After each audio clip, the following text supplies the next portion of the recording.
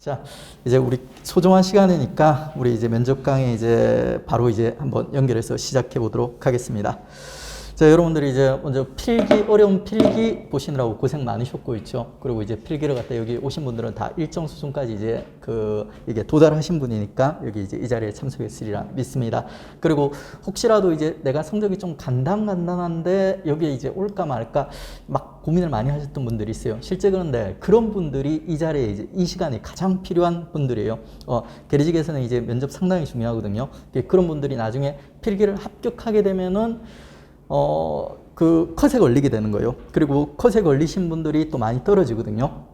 그렇기 때문에 이제 요 1기부터 해가지고 이제 참석을 하시면 이런 분들이 또 나중에 이제 떨어지실 분들이 또 합격하게 되고 이렇게 되는 겁니다.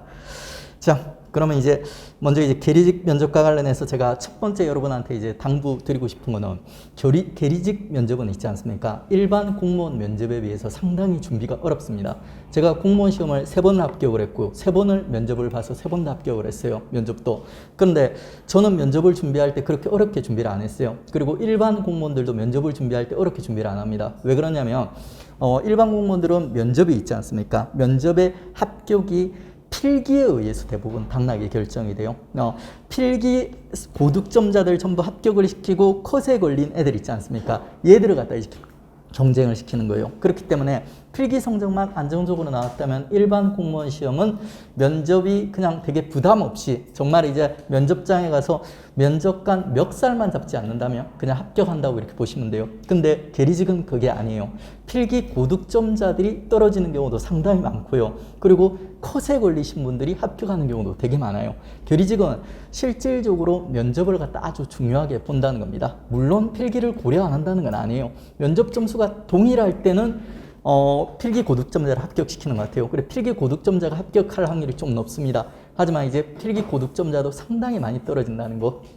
그래서 여러분들이 이제 면접, 이제 계리직 면접이 중요하다는 거죠. 그 다음에 또 계리직 면접이 이제 어렵고 중요한 이유가, 일반 공무원 시험에 비해서 동점자들이 상당히 많이 나와요. 이유는 뭐냐면은, 일반 공무원 시험은 가산점이 되게 다양하게 부여가 되어 있어요. 0.5점, 1점, 1.5점 가산점이 부여가 되어 있기 때문에 가산점 없는 사람들까지 해서 동점자들이 4개의 등급으로 이제 분류가 될 수 있어요. 근데 계리직은 가산점이 없어요. 여러분 자격증, 가산점 없지 않습니까? 그래서 동점자들이 엄청 많이 나와요. 그래서 실제로 특정 지역은 거의 2배수 가까이 있지 않습니까? 2배수 가까이 이 면접 컷에 걸린 사람들이 있어요. 그러니까 2대1, 2명 중에 1명 정도 떨어지는 경우도 있어요. 실질적으로는 거의 여러분 시험이 면접 경쟁률이 3명에서 있지 않습니까? 3명에서 1명 정도가 떨어진다고 보시면 돼요. 거의 평균적으로 그 정도가 떨어집니다. 그만큼 이제 빡센 면접이 그 계리직 면접이에요. 또 마지막으로 계리직 면접이 어려운 이유는 일반 공무원들이 면접을 준비할 때 있지 않습니까? 공부하는 내용, 여러분 공부해야 될까요? 공부 안 해야 될까요? 면접 준비하면서? 해야 돼요. 왜? 여러분도 공무원이기 때문에. 거기다가 플러스 여러분은 더 하셔야 돼요. 뭐를 더 하셔야 되냐면 여러분이 공무원 중에서도 좀 특수한 직렬이에요. 우편이라든지 금융 같은 게 있지 않습니까? 전문적인 그 내용들을 갖다 다룰 특수한 어떻게 보면 직렬의 공무원이기 때문에 이런 이제 우편 금융 같은 펀드 같은 이런 특수한 질문들을 갖다 또 추가로 우리가 이제 준비를 갖다 하셔야 돼요. 필기 준비하면서 여러분 우편이나 금융에 대한 기본적인 지식들 다 쌓으셨을 거예요. 근데 그거랑은 또 달라요. 이 필기에 합격하신 학생들도 계리직 면접에 나오는 우편과 금융에 관한 질문들을 갖다 던지지 않습니까? 제대로 대답할 수 있는 학생들이 하나도 없어요. 연습이 안 된 상태에서는. 그러니까 이제 그 부분도 같이 준비를 하셔야 된다는 거죠. 이게 내용도 방대하고 경쟁률도 더 높고 그리고 또 이제 실질적으로 면접을 중시 여기는 게 계리직 면접이요. 그렇기 때문에 어떤 공무원 시험 면접보다도 중요한 게 계리직 면접이다. 제가 겁을 갖다 상당히 많이 들었습니다. 그런데 걱정하지 마세요. 이 계리직 면접, 여러분 필기는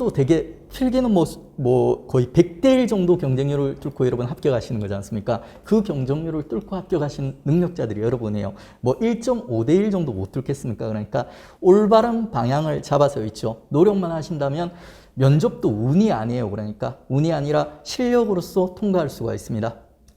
예를 들어서 제가 이제 1기, 2기로 면접을 하고 있어요. 1기가 이제 시험 끝나고 나서 이렇게 바로 시작을 하는 거예요. 그 다음에 이제 2기가 있지 않습니까?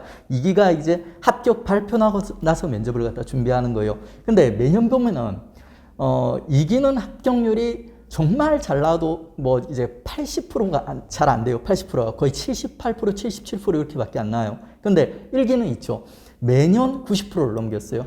작년 같은 경우도 35명이 1기로 면접을 준비하셔서 거기서 2명 떨어졌어요. 2분 떨어졌어요. 2분 떨어졌고, 한 분은 떨어진 이유가 되게 고연령자였어요. 50대 중반이셨어요. 계리직에서도 나이 고려하는 거 아시죠? 40대 후반까지는 제가 합격하신 분들 많이 봤어요. 근데 50대 초반도 합격하시는 분들을 본 적이 있어요. 근데 50대 한 중반 정도 이렇게 넘어가면 거기서 이렇게 뭔가 좀 이렇게 페널티 같은 거 이런 걸 주는가 보더라고요. 그리고 젊은 분들도 되게 젊은 분들 있죠. 20대 초반 분들은 또 좀 긴장하셔야 돼요. 이런 분들도 면접을 좀 잘 보셔야 됩니다. 은근히 이제 20대 초반이나 너무 어린 분들은 너네는 아직 어리니까 좀 더 이제 그 형님 누나들한테 양보하고 좀 더 이제 다음번에 시험을 봐도 되겠다 이런 느낌인 것 같더라고요. 그러니까 되게 어린 분들이라든지 되게 고연령자분들 있죠. 이런 분들은 면접에 페널티가 좀 있어요. 40대 후반 분들도 약간의 페널티가 있습니다. 근데 이제 이런 분들은 면접을 잘 보시면 또 합격을 할 수가 있어요. 전부 다. 그래, 그런 부분들이 이제 다 감안을 하셔서 이렇게 열심히 이제 준비를 하셔야 돼요. 그리고 이제 그래서 이제 2명 정도 떨어졌던 거예요. 그리고 전전년도에도 1기분에서는 떨어진 분이 한 분 정도밖에 없었어요. 그리고 1기는 항상 이제 그 합격률이 거의 95% 이상 이 정도가 나왔어요. 이 말은 제대로만 준비를 하고 있죠. 올바른 방향으로만 준비를 하면 면접도 있죠. 운이 아니라 실력으로 합격할 수 있다는 거예요. 그래서 이제 열심히 있죠. 열심히 준비하면 이제 됩니다. 그러면 이제 우리가 이제 열심히 준비해야 되는데 열심히만 한다고 해서 합격하는 건 아니죠. 필기도 마찬가지지 않습니까? 막 이제 지식들을 갖다 무조건 열심히만 공부한다고 합격하는 게 아니에요. 올바른 방식으로 올바른 공부, 시험에 필요한 공부를 해야지 합격할 수 있는 거예요. 그래서 이제 우리가 이제 오늘 이제 첫날 특강 있지 않습니까? 특강에서는 이제 우리가 어떤 방향으로 어떤 내용들을 갖다 이제 나가야 될지 있죠. 그 내용들에 대해서 이제 전반적으로 한번 살펴보도록 하겠습니다. 자, 그러면 이제 첫 페이지에 표지 넘기시고 있죠. 첫 번째 이제 1장 면접 기본 지식 바로 연결해서 들어가겠습니다. 면접 기본 지식은 뭐 우리 계리직 면접뿐만이 아니라 있죠. 사기업이라든지 일반 공무원 면접에서도 이제 통용되는 있죠. 이런 이제 기본적인 지식이에요. 근데 그렇다고 해서 안 중요한 건 아니에요. 어떤 면접에서도 모두 중시하고 모두 이제 이게 평가 기준이 된다면은 이게 그만큼 중요하다는 거예요. 이게 보시면 이제 1번, 2번, 3번까지 있지 않습니까? 이게 이제 어떤 느낌과 관련된 거예요. 느낌. 내가 이제 상대방한테 이제 어떤 느낌을 주는가. 그러니까 좋은 느낌을 갖다 주기 위한 것과 관련된 것들이에요. 1번에 보시면 이제 태도. 뭐 되게 상식적인 내용이에요. 하지만 이제 몸소 실천하기는 상당히 좀 어렵습니다. 밝은, 그리고 이제 긍정적인, 적극적인, 그리고 이제 정중한, 협조적인 이미지 만들기. 면접관들이 누가 들어오는지 아세요, 여러분들? 면접관들? 대부분 4급 서기관이나 5급 사무관들 있지 않습니까? 이런 사람들이 들어와요.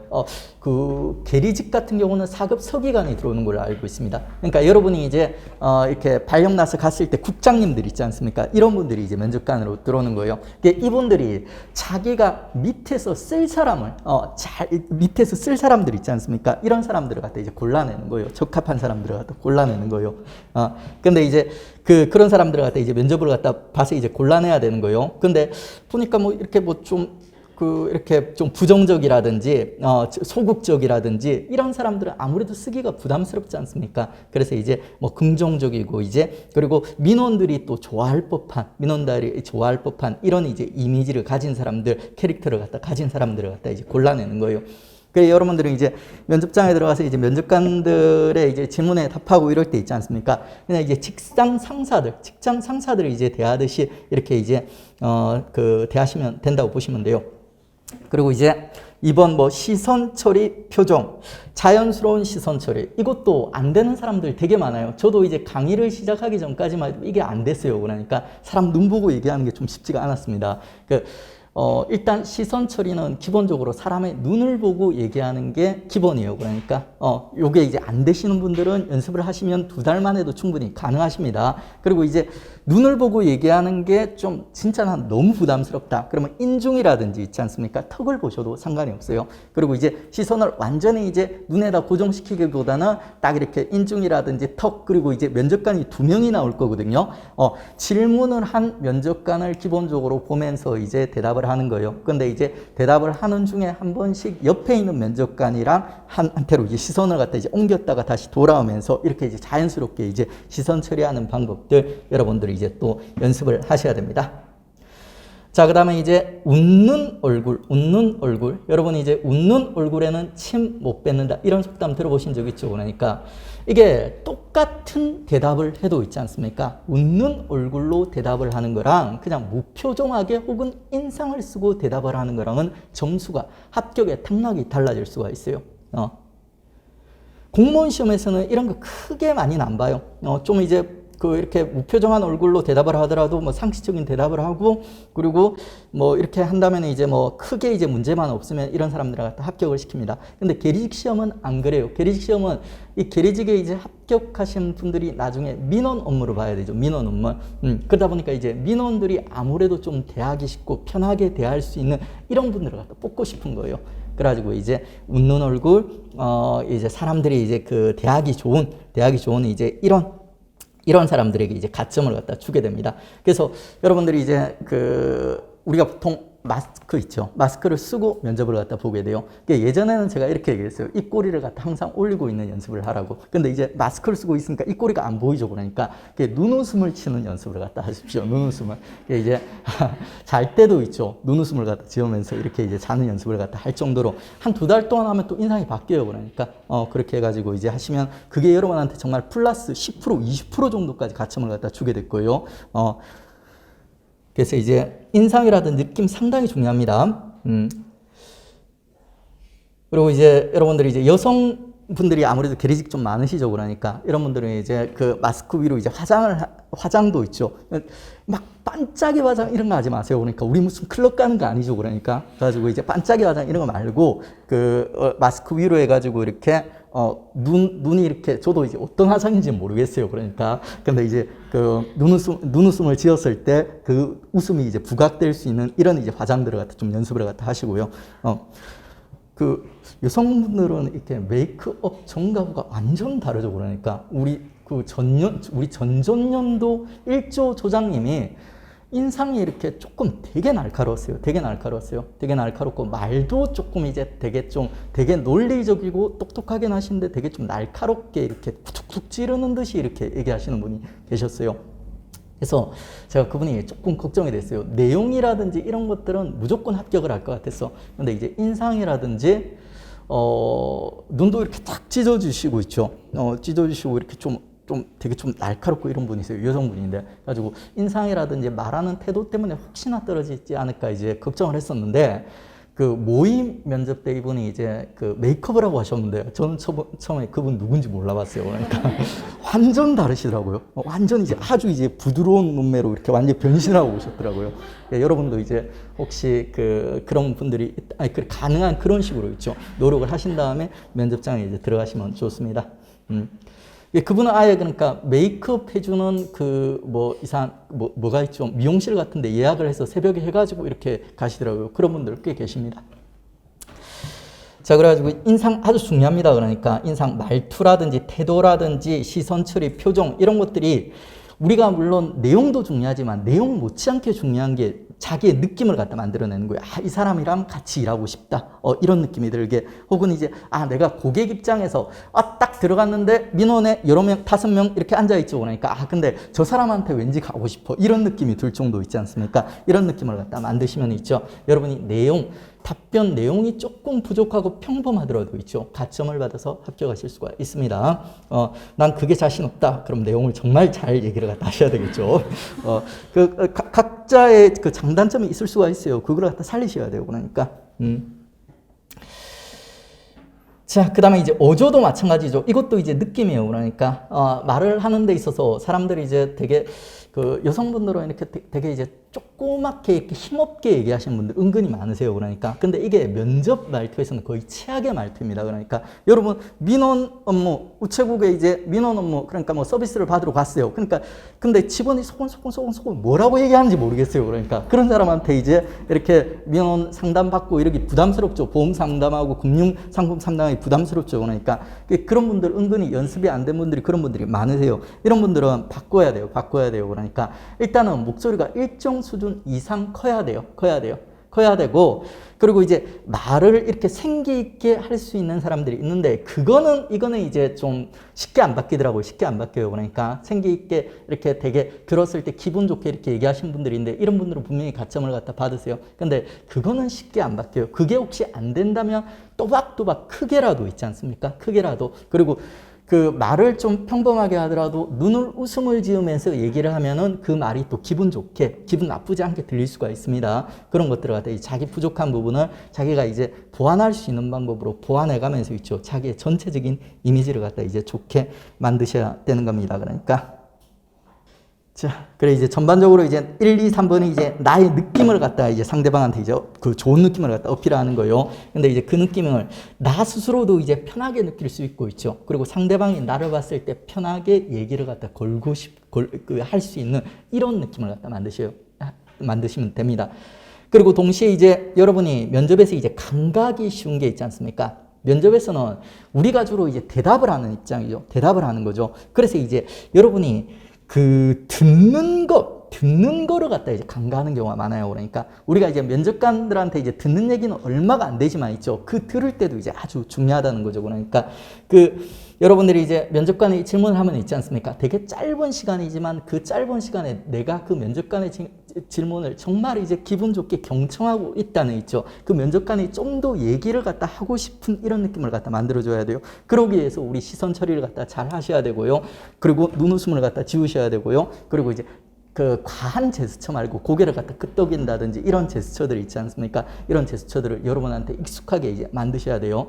듣는 거 우리가 감각이 쉬운데 이게 되게 중요해요. 그러니까 요게 이제 그러니까 상대방이 나한테 이제 얼마나 집중을 하고 있다, 경청을 하고 있다. 이 느낌을 좋은 느낌을 받으면 내가 이제 이 사람이랑 더 얘기를 하고 싶은 거예요. 내가 이 사람한테 보험 상품을 갖다 상담을 받고 싶고 금융 상품을 갖다 구입을 갖다 하고 싶은 거예요. 그러니까 이런 느낌을 만들기 위해서는 짧은 순간이지만 면접관들이 그 질문하는 순간들이 있죠. 그 임팩트한 순간에 면접관에게 정말 집중을 하고 좋은 느낌을 갖다 줄 수 있도록 있죠. 여러분들이 이제 연습을 갖다 하셔야 돼요. 한 달 동안 연습을 하시면 바뀔 수가 있습니다. 자, 여기까지가 이제 우리가 이제 그 느낌과 관련된 거예요. 그 다음에 이제 또 느낌만 가지고는 성공할 수는 없어요. 느낌이 이제 거의 한 3분의 1 정도, 이 정도 비중을 갖다 차지한다면 플러스 이제 그 내용도 중요하겠죠. 그 입에서 나오는 내용들 있지 않습니까? 그 내용들이 이제 질문의 취지에 적합하고 있지 않습니까? 그리고 이제 뭐 이렇게 설득력이 있고 이래야지 이제 우리가 이제 완벽하게 이제 좋은 점수를 갖다 받을 수 있겠죠. 그 내용을 갖다가 얘기할 때 가장 기본이 되는 핵심이 되는 내용이 있지 않습니까? 자, 먼저 주제에 대해서 정확히 핵심부터 말하기. 일명 이제 두갈식이에요. 여러분들 이런 얘기 들어본 적 있죠? 그러니까 한국말은 끝까지 들어봐야 한다. 들어본 적 있죠? 우리나라 사람들 특징이 그래요. 그러니까 약간 자기 주장 같은 거를 갖다 뚜렷하게 얘기하기를 갖다가 이렇게 약간 주저주저 해요. 그래서 말을 갖다 쭉 내리면서 처음부터 결론을 안 내리고 그냥 앞에 이제 이렇게 뭐 좀 그 주변 얘기 뭐 이런 얘기들을 갖다 하다가 상대방의 반응을 보는 거예요. 상대방의 반응을 보는 거예요. 그리고 상대방 반응을 가가면서 마지막 가서 이제 거기에 맞춰서 이제 결론을 갖다 내리는 거예요. 이런 식으로 얘기하시는 분들이 많아요. 한국말은. 근데 이게 면접에서는 최악의 이렇게 뭐라고 할까? 화술이라고 해야 되나? 얘기하는 방법이에요. 면접에서는 그러지 말고 있죠. 무조건 두갈식으로 얘기해서 두갈식. 그러니까 면접관의 질문에 맞춰서 있죠. 가장 핵심적인 내용, 결론을 갖다 먼저 그 앞에 얘기를 하십시오. 저는 거기에 대해서는 이렇게 생각을 합니다. 두갈식으로 먼저 답변을 하고 그 다음에 얘기를 갖다 내가 왜 이렇게 결정을 했는지 거기에 대한 근거 혹은 설득 과정 혹은 사례를 들어서 내가 왜 이 두갈식의 문장, 주장을 갖다 끌어냈는지 결론을 냈는지를 갖다가 밑에 연달아 이제 서술해 가는 거예요. 그러니까 왜 그러냐면 이게 면접관이 하루 종일 오전부터 이제 오후까지 이렇게 면접을 갖다 보는 거예요. 그러니까 그 처음에는 괜찮은데 집중력이 계속 떨어져요. 그러니까 그게 이제 뭐 한 문장 정도, 한 단락 정도 이렇게 이제 그 답변자들이 이제 여러 문제에 대해서 이제 답변을 하는 데 있지 않습니까? 시간이 지나면 집중력이 떨어지면서 이 사람이 솔직히 두갈식이 아니라 미갈식이라든지 혹은 이제 중간에 끼어서 결론을 갖다 얘기해버리면 결론이 뭔지가 잘 안 와닿아요. 그러니까 뭔지를 면접관조차도 캐치를 갖다 잘 못해요. 그러니까 그리고 또 얘기를 하다가 막 이렇게 이제 미갈식이라든지 이런 그 끝에 결론을 얘기하는 방식으로 얘기를 하는데 얘기가 막 늘어지는 경우가 있어요. 그 면접관들이 그 수험자의 할당된 면접 시간이 있거든요. 그래가지고 시간이 좀 오버됐다 그러면 중간에 자르는 경우가 있어요. 그러면 이제 결국에는 결론을 갖다 얘기를 갖다 못 해버려요. 그러면 이제 그 질문에 대해서는 거의 점수를 갖다 못 받게 됩니다. 근데 이제 두갈식으로 해서 첫 문장에 결론을 갖다 얘기를 해버리지 않습니까? 그러면 중간에 잘리더라도 일정 수준 이상의 성적은 받을 수 있다는 거죠. 그러니까 여러분은 이제 지금부터 있죠. 시험 창 들어갈 때까지는 엄마랑 얘기할 때도 두갈식으로 얘기하십시오. 그 습관이에요. 우리 습관. 그렇게 하시면 이제 됩니다. 이제 두갈식이 이제 가장 핵심이요. 자, 그 다음에 이제 여러분 또 하나 있지 않습니까? 내용과 관련해서 연습하실 게 뭐냐면 있지 않습니까? 자, 키워드를 중심으로 얘기를 하는 거예요. 키워드를 중심으로. 자, 두갈식으로 이제, 이제 뭐 예를 들어서 이제 핵심 결론이 뭐 엄마랑 얘기할 때도 두갈식으로 얘기한다. 이게 이제 결론이라고 해요. 그럼 왜 그래야 되냐가 막 나올 거지 않습니까? 근데 그거를 갖다가 제가 방금 얘기했던 거를 갖다 줄줄이 처음 학생들한테 이 연습을 공부를 시키고 연습을 시키면 문장을 써가지고 왜 엄마랑 얘기할 때 두갈식으로 얘기하는가 문장을 갖다 싹 써가지고 학생들이 문장 자체를 갖다 애우려고 해요. 문장 자체를 갖다 애우려고 하는 학생들이 있어요. 근데 이렇게 하시면 절대 실력이 안 늘어요. 그리고 문장 자체를 갖다 노력을 해서 애웠다고 해도 있죠. 애운 문장을 암기를 해서 얘기하면 사람이 딱 들었을 때 저거 암기해서 얘기하는 거구나 뭔가 딱딱하고 뭔가 어색한데 느낌이 와요. 그러니까 그래서 절대 이렇게 얘기하지 마세요. 무조건 있죠. 키워드를 적으세요. 키워드를 갖다가 몇 개 딱 적어놓고 요 두갈식 문장 이거는 그냥 통째로 외우셔도 괜찮아요. 근데 이제 나머지 이 근거를 갖다가 설명하고 이럴 때는 몇 가지 그 핵심 키워드를 적어놓고 이 키워드를 중심으로 말을 풀어가는 연습을 하세요. 처음에는 잘 안 될 거예요. 뭔가 좀 어색하고 완성도가 낮고 막 이제 말하고 나서 좀 보면 부끄럽고 이래요. 그러니까 근데 이게 한 2주, 3주 이 정도만 연습을 하셔도 키워드로 얘기하는 게 이제 일정 수준까지 이제 완성도 높게 얘기를 할 수가 있어요. 그리고 여러분처럼 이제 미리 준비하셔서 한 2달 정도 준비하신 분들은 정말 나중에 이제 달변으로 이제 답변을 갖다 하실 수 있어요. 그러니까 이제 그 키워드 중심으로 얘기를 갖다 풀어가는 연습들이 있죠. 요 연습을 갖다 많이 하세요. 두갈식이랑 키워드 중심으로 얘기를 갖다 풀어가는 연습들.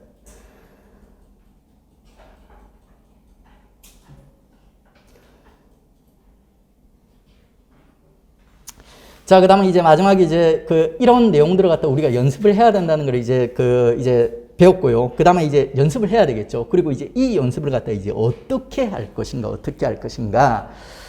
그 연습 환경도 되게 중요해요. 그러니까, 나는 얘기하는 게 너무 어려워. 그래서 이제 가능한 좀 편하게 연습을 하고 싶어. 그래 이제 그 엄마에게 대답하듯이 이렇게 연습하시는 분들 있어요. 근데 이게 초기에 말문을 여는 데는 좋은 데 있지 않습니까?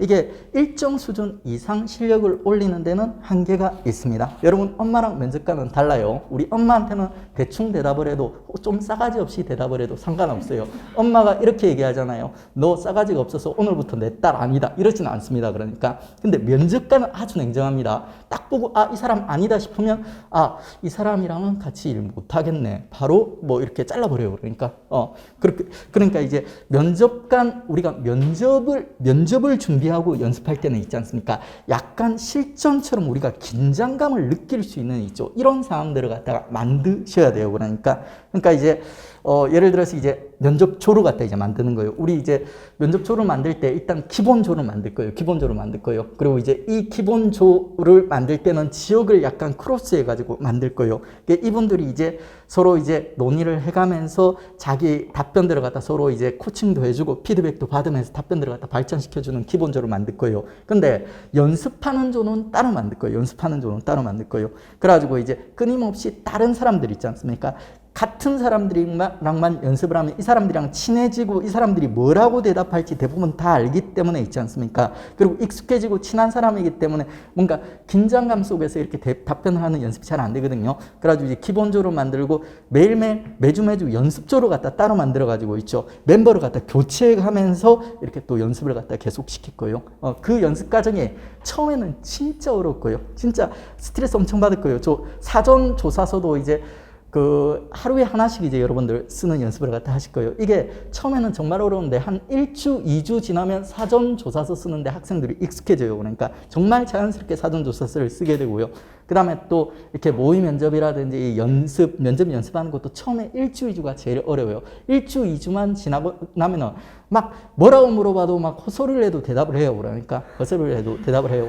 그러니까 그 대답을 하는 게 그 익숙해지는 거예요. 처음에는 대답하는 것 자체가 너무 부담스럽고 익숙하지 않아서 1, 2주가 정말 제일 힘들 거예요. 근데 그 1, 2주만 넘기시면 있지 않습니까? 뭐라고 대답을 해도 대답이 나오게 돼 있어요. 그러니까 그래가지고 이제 그때까지가 이제 제일 힘든 시간이고 있죠. 그때까지 이제 일부러 이제 긴장되는 이런 이제 연습 상황들을 갖다 만들 거예요. 그러면 이제 거기에 스트레스를 갖다 못 이겨서 이렇게 빠지시는 분들도 있어요. 포기하시는 분들도 있어요. 이런 분들은 확실히 합격률이 낮아요. 이런 분들은 대부분 제가 정확하게는 이렇게 체크를 갖다 못 해봤는데 이런 분들은 합격률이 거의 절반 정도예요. 절반 정도예요. 중도에 이제 뭐예요? 그러니까 우리 이제 면접 준비 과정 이 스트레스를 못 견뎌서 스터디가 이제 깨지고 이렇게 뭐 그만두시고 나가시는 분들, 이런 분들 이제 확인해 보면 합격률이 한 두 명 중에 한 명 정도 붙는 정도, 이 정도밖에 안 돼요. 그러니까 그 스트레스를 갖다 이겨내셔야 돼요. 이겨내시고 나면 막판 가서는 일기분들은 정말 편하게 면접 정리하시고 이렇게 면접 준비하시고, 그리고 이제 자기가 딱 봐도 뒤에 시작한 학생들이랑 자기 실력 클래스는 한두 단계 정도가 차이가 나거든요. 그럼 자기 스스로도 자신감이 붙어요. 그러니까 그리고 이제 뭐 이렇게 가시면 이제 우리 학원 말고도 이제 다른 학원 같은 데서도 모의 면접을 보실 건데, 그런 데 가서도 1기부터 준비한 학생들은 두각을 나타내요. 그러니까 뭔가 달라요. 그러니까 거기 가서도 이제 면접관들이 정말 준비를 잘 하셨다면서 이런 식으로 칭찬을 갖다 들어요. 그러니까 이제 여러분이 이제 그런 자신감을 갖다 가지고 들어갈 수 있게 있지 않습니까? 이렇게 준비를 갖다 해 가시면 돼요. 지금부터 그냥 성실하게 스터디 참여하시고 꾸준하게 참여하시고 이것만 하시면 그 정도 수준까지 도달할 수가 있습니다. 자, 그리고 이제 여러분한테 이제 숙제를 하나 내드릴게요. 그러니까 여러분 집 주변에 우체국들이 있죠. 우체국을 적어도 한 3군데 이상 사람들이 좀 많이 오는 곳으로 가보십시오. 그러니까 가보세요. 그리고 이제 그 오전 타임 이런 때 사람들이 좀 많아요. 그러니까 오전 타임 이럴 때 그래가지고 이제 바쁜 시간에 한번 찾아가 보십시오. 그리고 직원들이 민원 이렇게 데스크에 이제 많이 앉아 있을 거예요. 그러니까 그리고 그 직원들을 갖다 딱 보면서 있죠. 나는 어떤 사람들한테 가장 상담을 받고 싶은가? 내가 이제 우체국에 볼 일이 있을 때 어떤 사람이랑 가장 얘기하고 싶고 상담을 받고 싶은지 그 중에서 하나 골라보세요. 한 3군데 돌아다 보시면 한두 명 정도 반짝반짝 빛나는 사람이 있을 거예요. 반짝반짝 빛나는 사람이 있을 거예요. 그리고 정말 말 시키기 싫은 사람이 있을 거예요. 정말 이 사람한테 상담받을 바에는 그냥 난 내일 올 것 같아. 아니면 딴 데 찾아갈 것 같아. 이런 분도 있을 수가 있어요. 그러니까 하나씩 고르세요. 그러니까 그래가지고 이렇게 말 걸기 싫은 사람은 왜 내가 저 사람한테 말 걸기가 싫을까? 그거에 대해서 한번 체크를 해보세요. 그리고 단명 교사라고 하죠. 여러분이 이제 그런 이제 말 걸기 싫은 이런 사람이 안 되기 위해서 노력을 하셔야 돼요. 그리고 이제 정말 이제 여러분이 이제 상담받고 싶은 직원이 하나 있다면 그 사람이 이제 여러분 롤모델이 되는 거예요. 롤모델이 되는 거예요. 그리고 여러분이 뭔가 따라할 수 있는, 여러분이 할 수 있는 이런 분들을 롤모델로 삼는 게 좋아요. 그러니까 그래가지고 이제 그런 분들을 보시면서, 그리고 직접 상담을 한번 받아보셔도 좋아요. 보통 이제 계획 준비하실 때 우체국 면접 우체국 보험 같은 게 그렇게 비싸지가 않거든요. 그리고 나중에 뭐 혹시 중도 예약을 하셔도 상관없어요. 그러니까 그래가지고 하나 정도 보험 같은 거 가입을 하면서 있죠. 직접 한 상담을 받아보셔도 좋아요. 그러니까 그 상담을 갖다 받아보시면서 이렇게 직접 이제 몸소 이제 한번 우체국 업무를 갖다 체험해 보시고 이런 것도 이제 좋은 경험이 될 겁니다.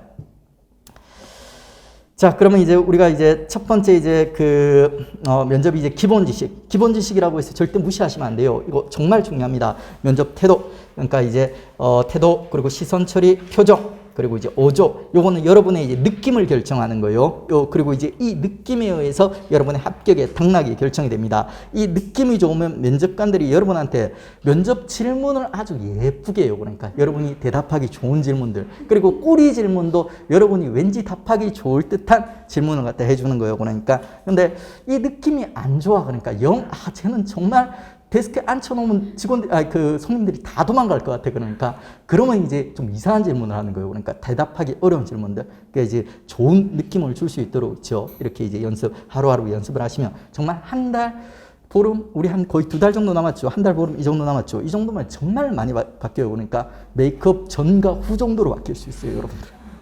노력을 다 하십시오. 자, 그 다음에 이제 두 번째가 이제 위기 대처 능력.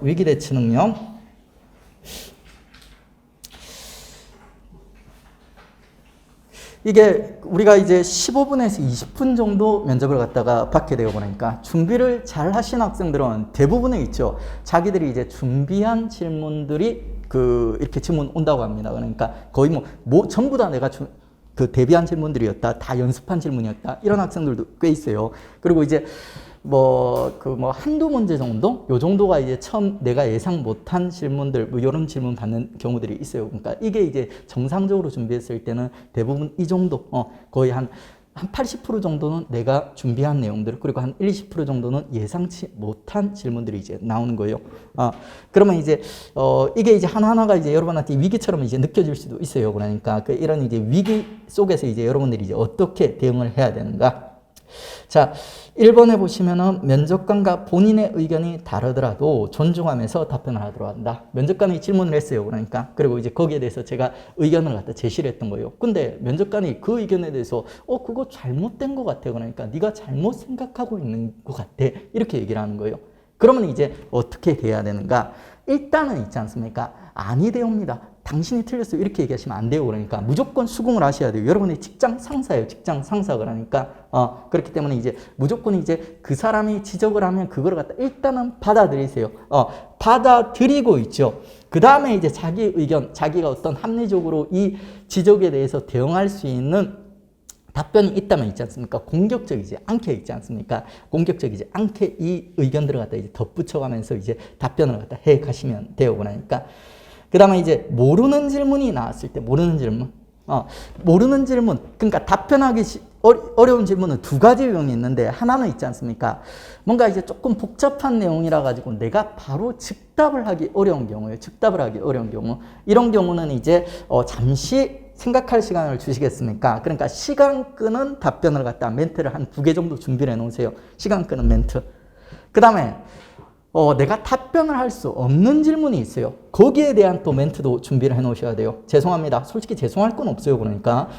근데 이제 약간 이제 그냥, 이렇게 멘트로 들어가는 거죠. 죄송합니다. 제가 이제 그 부분은 미처 숙지하지 못했는데, 임용존에는 꼭 숙지해서 업무에 차질이 없도록 하겠습니다. 하면서 이제 요런 이제 아주 깜찍한 있죠. 멘트들 한두 개 정도씩 준비를 갖다 해 놓으십시오. 원래 하나만 준비하면 되는데, 여러분들이 면접장에 들어갔을 때 혹시 몰라요. 여러분이 면접을 잘 준비를 못해서 들어갈 수도 있고, 혹은 이제 여러분이 타겟이 되는 경우가 있어요. 타겟이 되는 경우가 있어요. 그 면접조마다 있지 않습니까? 할당량이 있어요. 할당량이 있어요. 떨어뜨려야 되는 할당량이 있어요. 할당량이. 그래가지고 여러분이 컷에 걸렸다든지, 혹은 이제 그 지역이 정말 이제 면접이 빡센 지역이라든지, 혹은 이제 여러분이 특정 연령대에 걸렸다든지, 이런 것 때문에 타겟이 되는 경우가 있어요. 이런 경우는 면접 질문을 되게 까다롭게 하고 있죠. 이런 경우는 면접을 정말 답변을 잘해야지 살아남을 수가 있습니다. 그러니까, 그래가지고 이제 이런 경우는 이제 어려운 질문들이 계속 연달아 나올 수가 있어요. 우리가 보통 예상을 못하는 이런 질문들이 연달아 나오는 수가 있어요. 그런 경우로 갖다 대비를 해가지고 있지 않습니까? 멘트를 항상 똑같이 잠시 생각할 시간을 주시겠습니까? 잠시 생각할 시간을 주시겠습니까? 죄송합니다. 죄송합니다. 반복하면 또 이상해요. 그래가지고 이제 멘트를 한 2개 정도는 이제 좀 준비를 갖다 해놓으시면 됩니다. 나중에 이제 이럴 경우에 여러분 또 어떻게 살아남을 수 있는지 있죠. 그런 방법에 대해서도 또 한번 얘기를 갖다 해보도록 하겠습니다. 그 다음에 이제 질문의 요지를 파악하지 못할 때, 여러분이 이제 청해 능력이 좀 떨어지거나 혹은 이제 면접장 가서 너무 긴장해 있을 수가 있어요. 긴장해서 처음에 면접관들이 질문하는 그 취지를 갖다가 여러분이 제대로 캐치를 갖다 못하는 경우가 있어요. 이럴 때 당하지 말고 있지 않습니까? 그냥 이제 정중하게 한번 물어보시면 돼요. 그러니까 그러면 이제 면접관들도 알아요. 여러분이 이제 처음 이제 면접을 보니까 긴장해서 그렇다는 거 가지고 이제 여러분이 이제 정중하게 이제 이 부분에 대해서는 제가 잘 이해를 못했는데 다시 한번 얘기해 주시겠습니까? 혹은 질문이 구체적이지 않은 경우가 있어요. 그래가지고 이제 특정 부분을 좀 구체화 여러분이 확인하고 싶을 때도 역시 질문을 하셔도 좋습니다. 그리고 이제 이 질문을 하면서 감점을 당하는 게 아니에요. 오히려 이제 눈웃음을 갖다 지으면서 있지 않습니까? 아주 좋은 목소리로 이렇게 물어보시면 오히려 호감을 살 수도 있어요. 그러니까 가지고 이제 면접관에게 이제 질문을 하는 거에 대해서 두려워하지 마십시오. 그러니까 이렇게 서로 이제 피드백을 주고 받으면서 뭔가 이제 인간적인 유대가 형성이 될 수가 있어요. 그러면 이제 여러분은 오히려 가점을 받고 합격할 확률이 훨씬 더 높습니다. 면접관을 존중하고 조심해야 되지만 두려워할 필요는 없어요. 여러분들. 여러분의 편이 돼줄 수도 있는 사람입니다. 물론 이제 적이 될 수도 있죠. 자, 그 다음에 이제, 5번, 부족한 부분을 취득받았을 때, 이거 뭐, 앞에 거랑 거의 비슷한 데 있지 않습니까? 일단은 이제, 한 번씩 이제 면접관들 중에 한 번씩 이제 좀 공격적인 면접관이 있을 수도 있어요. 그러니까. 근데 이제, 그럴 때도 여러분은 같이 인상을 쓰시면 안 돼요. 같이 공격적으로 대하시면 안 돼요. 이제 항상 이제 눈웃음을 갖다 지으면서 있죠. 그리고 자신감도 이럴 필요 없어요. 여러분한테 날카롭게 이렇게 인상 쓰면서 질문하시는 분들은 다른 사람한테도 똑같아요. 그러니까 다른 사람한테도 똑같아요. 저 인간 원래 저런가 보다. 이렇게 생각을 하시고 있지 않습니까? 저 사람이 고객 중에도 그런 분이 있지 않습니까? 되게 막 퉁명스러운 이런 분들도 있고 막 와서 이제 그냥 다짜고짜 시비를 거시는 분들도 있어요. 그러니까 이제 이런 고객을 상대한다는 마음으로 있지 않습니까? 내가 포용한다는 마음으로 여러분이 이제 자신감과 미소를 잃지 않고 있지 않습니까? 대응을 갖다 여러분 할 수 있는 만큼 대응을 하시고 이렇게 양보를 해주시면 돼요.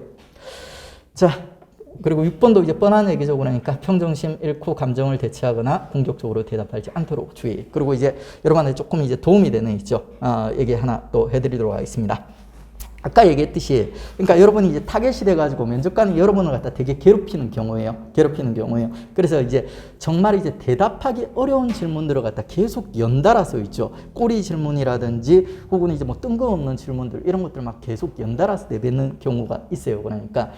근데 그런 경우는 여러분뿐만이 아니라 그 조에 있지 않습니까? 그 조에 몇 명이 똑같이 이제 그런 상황이 야기가 돼요. 그러니까 그 조에 이제 떨어뜨려야 될 사람이 좀 많은 거예요. 그러니까 많은 거예요. 그러면 이제 그 상황 속에서도 여러분이 분명히 위기지만 있죠. 우리 위기라는 단어 자체가 있죠. 위험과 기회라는 단어가 결합되어 있어요. 그러니까 위험이 있을 때는 항상 기회도 같이 찾아온다는 거예요. 이제 그 힘든 상황 속에서도 여러분이 살 수 있는 생로가 있다는 거예요. 살 수 있는 길이 있다는 거예요. 그 길을 갖다 이제 찾아가야 돼요. 그러니까 면접관이 어려운 질문들을 갖다 계속 던지지 않습니까? 그러면 면접관도 내가 이 수험생한테 어려운 질문을 하고 있다는 거 알고 있을까요? 모를까요? 면접관도 알고 있어요. 그러니까 자기가 이 사람을 갖다 되게 괴롭히고 있고 이 사람한테 답변하기 되게 일반 수험생들이 답변하기 되게 곤란한 질문들을 하고 있다는 거 면접관도 알고 있어요. 면접관도 뭔가 마음속으로 좀 이렇게 뭔가 미안한 생각이 좀 있어요. 그러니까 이제 그 마음을 갖다 이제 파고드는 거예요. 그러니까 그래서 이제 뭐 질문이 이제 계속 나오는데 있지 않습니까? 계속 어려운 질문이 나오는데 거기서 정말 대답하기 어려운 거예요. 그러니까 가지고 이제 얘기를 하는 거예요. 그러니까 이 사람이 저보고 이제 야, BHC 치킨에 대해서 네가 뭘 알고 있어? 모르겠는데요. 먹어본 적이 없습니다. 그 다음에 네네 치킨에 대해서는 알고 있는 거 뭐 있어? 모르겠습니다. 이렇게 하는 거예요. 그러니까 그 다음에 이 두 개 다 제가 먹어본 적이 없는 거예요. 그러니까. 근데 여기서 이제 계속 이제 내가 모르는 치킨들을 갖다 이제 물어보는 거예요. 상품들을 갖다 물어보는 거예요. 근데 이쯤에 이제 계속 모르는 질문들이 나오게 되면 면접관도 이제 내가 이제 어렵고 곤란한 질문을 하고 있다는 마음에 좀 미안한 생각이 있어요. 그러니까 이때쯤 이제 우리가 빈틈을 파고드는 거예요. 그러니까 제가 내내 치킨에 대해서는 잘 모르겠는데 이거랑 비슷한 BBQ에 대해서는 정말 잘 알고 있습니다. 그러니까 뭐 황금 올리브유 뭐 치킨 이런 것도 있고 제가 매주마다 시켜 먹습니다. 여기에 대해서 한번 얘기를 해보면 안 되겠습니까? 이런 식으로 이제 면접관한테 얘기를 하는 거예요. 그러면 면접관이 야 한번 얘기를 해봐 아니면 하지 마 둘 중에 뭐라고 대답을 할까요? 대부분 한번 해보라고 얘기해요. 그러니까 일단은 자기도 미안한 생각이 있고 있지 않습니까? 이 사람이 되게 적극적으로 나오는 거예요. 적극적으로. 그 질문 상황에서 되게 적극적으로 나오고 있는 거예요. 그러면 그 적극성에 이제 호응을 해줘서 그럼 네가 알고 있는 거에서 한번 대답을 해봐. 이렇게 얘기를 하는 거예요. 그러니까 그러면 이제 이 질문을 갖다가 여러분이 이 질문에 대한 답변을 통해서 면접관에 대한 호감이라든지 이런 걸 얻을 수 있으면 그 다음에 이제 면접의 흐름이 바뀔 수가 있다는 거예요. 면접의 흐름이 바뀔 수 있다는 거예요. 그래서 이제 위기 속에서 그냥 나는 망했다 그러지 말고 있지 않습니까? 그냥 어차피 망했으면 그 망한 속에서 최대한 이제 살 수 있는 길을 갖다 한번 찾아보기 위해서 노력을 해보십시오. 그리고 그게 되게 어떻게 보면 대단해 보이고 가상해 보입니다. 그게 이제 여러분한테 이제 면접 분위기를 바꿔서 이렇게 이제 여러분이 떨어질 면접에서 이제 합격으로 이제 분위기가 아예 바뀔 수도 있는 거예요. 이런 것들도 이제 아주 이제 하나의 소중한 이제 기술이 되는 거죠. 자, 그 다음 이제 세 번째 이제 대표적인 질문들 보십시오. 우리가 이제 앞으로 이제 공부해야 될 내용들이에요. 전반적으로 이제 질문들을 갖다 그룹핑을 해보면 있죠. 1번에 보면 두 가지 방향성. 뭔 소리지 이게? 이게 뭔 소리냐면은 우리가 이제 그 공부를 할 때라든지 뭐 어떤 이제 큰 프로젝트 사업을 갖다 추진을 할 때 저는 이제 제일 중요하다고 생각하는 게 두 가지가 있는 게 하나는 방향을 잘 잡아야 된다고 생각을 해요. 그 다음에 두 번째는 노력을 해야 된다고 생각을 해요. 올바른 방향으로 올바른 노력, 꾸준한 노력을 한다면 어떤 일이든 여러분이 이제 성취해낼 수 있다고 봅니다. 그러니까 이 두 가지 방향성은 여러분이 면접 준비함에 있어서 있죠. 방향성과 관련된 거예요. 첫 번째 방향성이 뭐냐면 있죠. 우정사업본부 있지 않습니까? 우정사업본부. 국가에서 원하는 있죠. 공무원상이에요. 국가에서 어떤 공무원들을 원하고 있는지, 어떤 방향성을 원하고 있는지를 우리가 확인을 해야 되고 그러니까. 가지고 이제 국가에서 공무원들에게 원하는 소양이라든지 능력 같은 게 어떤 게 있는가, 그걸 갖다 확인을 하는 차원이요. 그 다음에 이제 두 번째는 있지 않습니까? 자, 우리 스스로의 방향성을 정하는 거예요.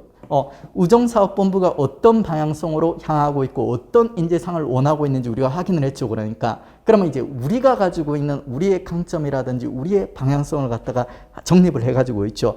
우리가 국가에서 원하는 우정사업본부에서 원하는 인재상에 내가 가까운 인재라는 걸 갖다가 결국에는 두 방향성을 갖다 결합시킬 수가 있어야 되는 거예요. 그게 이제 이 두 가지 방향성과 관련된 거.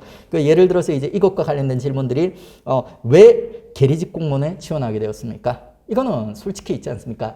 여러분의 그러니까 솔직한 의견을 대답하기보다는 이런 질문에서는 여러분이 어떻게 대답을 해야 되냐면 우정사업본부가 바라는 인재상 있지 않습니까? 거기에 내가 적합함을 어필해야 되는 거예요. 거기에 내가 적합한 요소들을 가지고 있다는 걸 갖다 어필을 하셔야 되는 거예요. 그냥 무조건 저는 뭐 게임 좋아하고요, 낮잠 좋아하고요, 뭐 이런 것들, 이런 얘기들을 갖다 하는 게 아니라 이런 얘기들, 나에 대해서 물어보면 그런 얘기들을 하는 게 아니라 내가 우정사업본부 공부에 적합함을 갖다 여러분 어필을 갖다 하셔야 되는 거예요. 그 다음에 이제 공직이 추구해야 될 가치 중 가장 중요한 것은 무엇인가? 이게 이제 우정사업본부라든지 공무원 조직에서 원하는 있지 않습니까? 이런 이제, 이게 방향성들을 갖다 이제 물어보는 거예요. 이런 것들을 우리가 공부를 해 나갈 거고요. 그 다음에 이제 조직의 관행이나 관습을 깨고 뭐 창의적 아이디어를 낸 경험이 있는가? 우정사업본부라든지 공직조직 쪽에서 공무원들이 일정 수준의 창의성을 갖다 갖기를 갖다 바라고 있는 거예요. 그래, 너한테 창의성이 있니 없니? 이거를 갖다 이제 물어보고 있는 거예요. 이게 이제 방향성과 관련된 문제들, 질문들입니다. 그러니까 그다음에 이제 두 번째는 이제 조직생활. 우리가 이제 우정사업본부라는 조직에서 합격하면 일을 하게 될 거지 않습니까?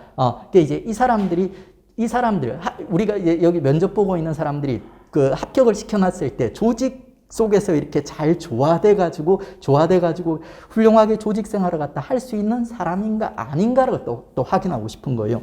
그래가지고 이제 뭐 상사랑 동료가 뭐 질문을 저지른다면 이제 어떻게 하실 것입니까? 뭐 혹은 이제 상사와 의견 충돌 시 어떻게 대응하실 것인가? 이 사람들이 이제 조직 생활 내에서 정상적인 생활을 갖다 성실하게 해나갈 수 있는 사람인지를 확인하기 위함이 있지 않습니까? 이런 조직 생활과 관련된 또 질문들이 많이 나옵니다.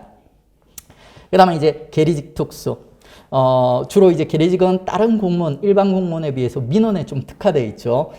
그래서 이제 블랙 컨슈머라든지 혹은 이제 우편이라든지 금융, 펀드 같은 전문 지식과 관련된 있죠. 혹은 이제 우체국 사업과 관련된 지식들이 있죠. 이런 것들을 또 질문을 갖다 하는 거예요. 그러니까 요즘 이제 우체국에서 블랙 컨슈머 때문에 어려움을 겪고 있다던데 블랙 컨슈머에 대해서 어떻게 응대해야 되는가? 혹은 이제 우체국에서 시행했으면 하는 신규 사업에 대한 신규 사업과 그 이유는 무엇인가? 그리고 이제 우체국이 시행하거나 시행 예정인 뭐 4차 산업, 그리고 이제 환자가 아파서 돈이 필요한데 직접 올 수 없는 경우에 어떻게 할 것인가? 이런 것들이 있지 않습니까? 이런 것들을 갖다 질문을 갖다 하게 되고 대부분 이게 예상된 질문이에요. 쫄 거 없습니다. 그러니까 여러분이 이제 한 달이라든지 한 달 반 이후면 전부 다 이제 대답할 수 있는 내용들입니다.